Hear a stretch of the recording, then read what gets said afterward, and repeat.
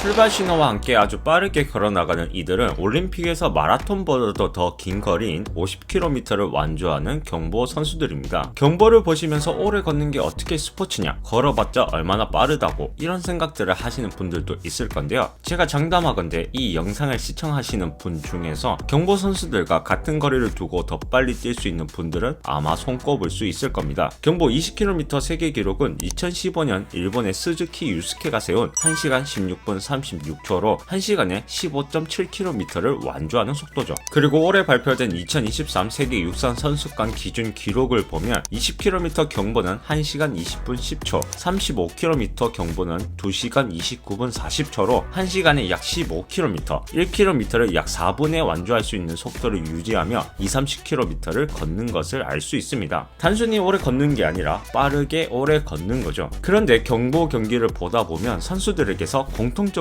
보이는 독특한 자세가 있는데요. 마치 화장실이 급한 사람처럼 골반을 좌우로 흔들면서 걷는 것을 볼 수 있죠. 경보 선수들은 왜 하필 이런 자세로 걷는 걸까요? 그건 바로 뛰지 않으려고 하기 때문입니다.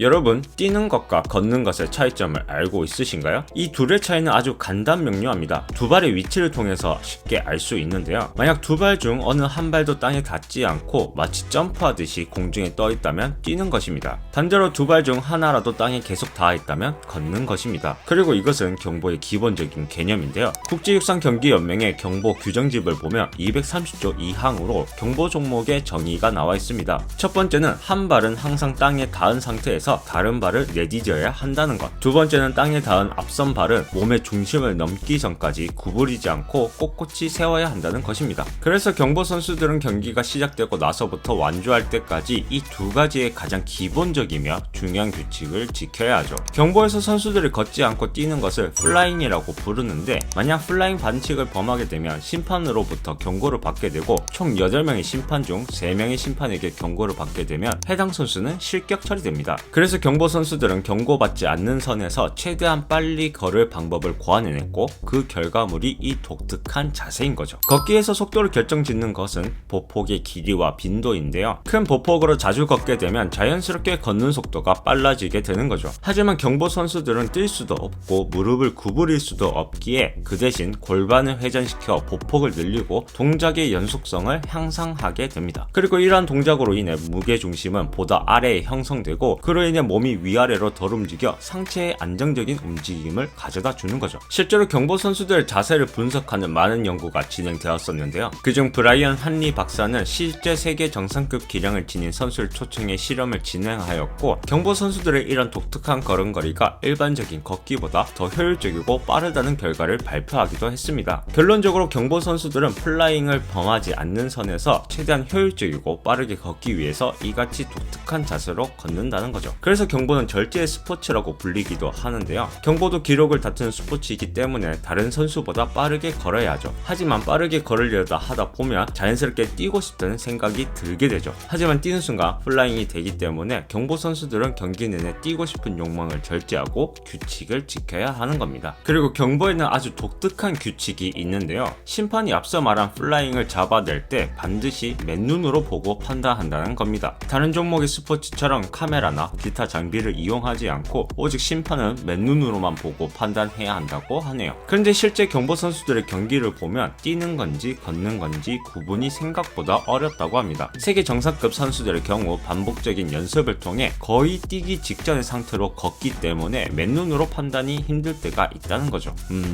모르겠습니다. 저는 다들 걷는 거겠죠? 한 연구에서는 경보가 기본 자세를 유지해야 하기 때문에 같은 속도의 달리기보다 1.5배 이상의 에너지가 소모된다고 밝히기도 했었는데요. 경주를 목적으로 하지만 빨리 가기 위해서 뛰지 않고 절제해야 함으로써 경보가 오히려 더 매력적인 스포츠로 보이는 것 아닐까 싶습니다. 국제육상경기연맹은 기존의 50km 종목을 폐지하고 35km 종목을 신설함으로써 경보를 덜 지루하고 보다 더 재밌는 종목으로 만들겠다고 선언했었는데요. 앞으로 더 많은 사람이 경보라는 스포츠의 매력을 느낄 수 있었으면 좋겠네요.